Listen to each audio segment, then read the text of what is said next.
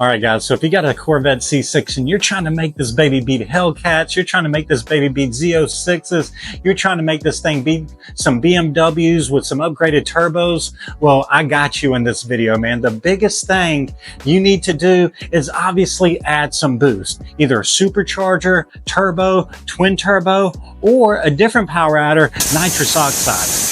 I'm going to go in cost and tell you what is the most cheapest power adder and cheapest way to get to 600 plus horsepower. And then we'll end with the most expensive way to get there, but also making the most power. A lot of guys want to add superchargers to these cars, and there's a lot of different options in terms of power range you want to go. You can get something as small as like an Eldebrock supercharger, maybe be making 550 wheel, or you can go something as big as a big old Pro Charger and get up to 1,000 plus wheel horsepower. So when it comes to deciding if you want a supercharger or turbos, you've got to decide really what's best for you. Another option you can go with, which is what this car has, is twin turbos or single turbo. A turbo is going to be the more expensive route usually, unless you do a custom kit and you can do some welding at home. And turbos aren't crazy expensive. Hell, there's been guys that run eBay turbos, I wouldn't recommend it, and made great power.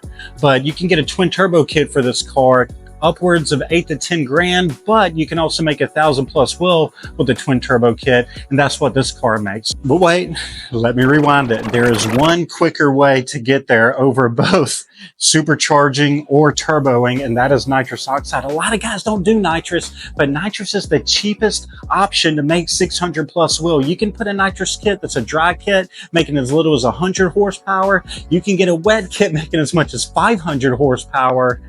But, you know, there's a lot of things with nitrous. Obviously, like the turbos or superchargers, you've got to have it tuned. You've got to have the motor built for it. But nitrous, you can set up a nitrous kit for probably less than $1,000 on one of these and make 600 plus wheel if you want to. Let's finally get to the mods. All right, we've talked a lot about how to add power with a supercharger or a turbo or even nitrous. Now let's talk about how to make your car handle that power. There's a couple things you're gonna have to do, and this is Corvette C6 specific, but also this kind of goes across the board to most cars. So the number one thing we're gonna say, if you're supercharger, if you're adding a supercharger, you're adding a turbo, you're adding nitrous, depending on the transmission, you're probably gonna need a clutch or a torque converter. Not crazy, but that's something you're definitely going to need. The biggest thing is fuel system to support it. Now, if you go with a supercharger or a small turbo, you can do something like a booster pump. It's basically an inline pump that just picks up on the factory fuel pump. I would say that's the least recommended route. The next route is you can add a drop-in fuel pump, which is pretty decent. These Corvettes are a real pain in the butt to get to, but decent route if you're adding booster nitrous. And then lastly, which I think is the best option, which is what this car has, is a 4 fuel system to where you've got a double pump or a triple pump setup, and this bad boy is ready to spit some fuel. And having fuel pumps is all fine and dandy, but if you don't have the injectors to spit it out, you're going to run into some trouble. So a lot of guys, if you're going to be on the smaller end, say you're going to be making around 600 wheel horsepower, you can go with like an 80-pound injector, even a 100-pound injector, 1,000 cc's or so. But if you're going to be making 800 to 1,000 horsepower, you're probably going to want to do at least a 1050 or a 1300. This car has 1300 for reference. This car makes 1,100 rear wheel horsepower.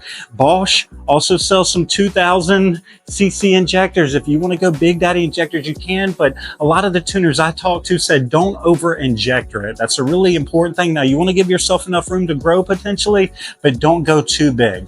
So we've got the clutch or the torque converter. We've got the fuel system set up, and now the next thing we need to worry about is our bottom end. Is the bottom end gonna handle it? Can the crankshaft, the pistons, the rods handle all that power we've added to it? So here's your answer. So in the LS2, LS3, the stock crankshaft is honestly, it's good to up to 1,000 horsepower.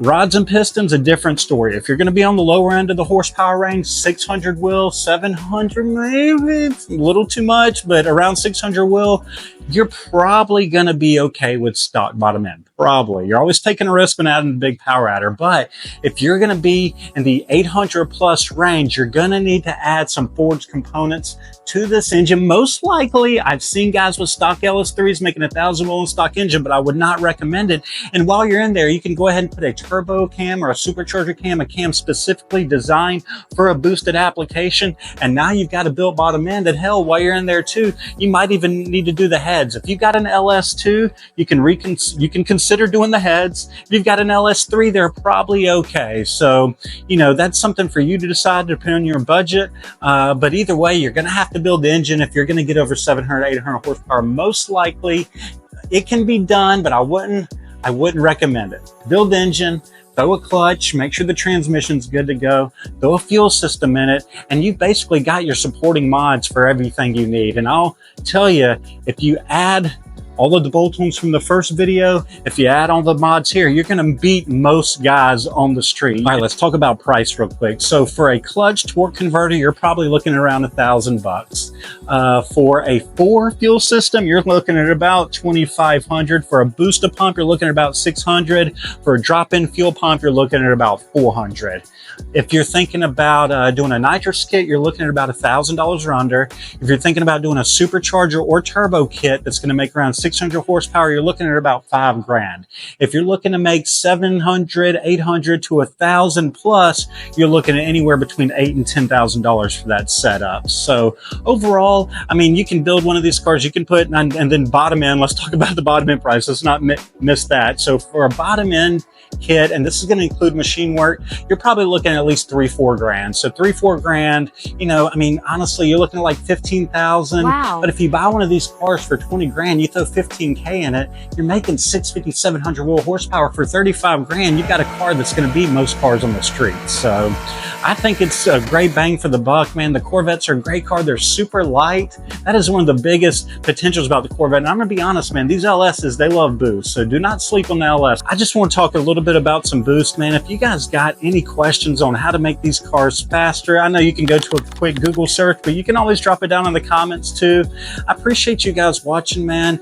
Make sure that you get the supporting mods, because if you get a boosted application or nitrous and you don't have supporting mods, you're only going to be disappointed at the end of the day.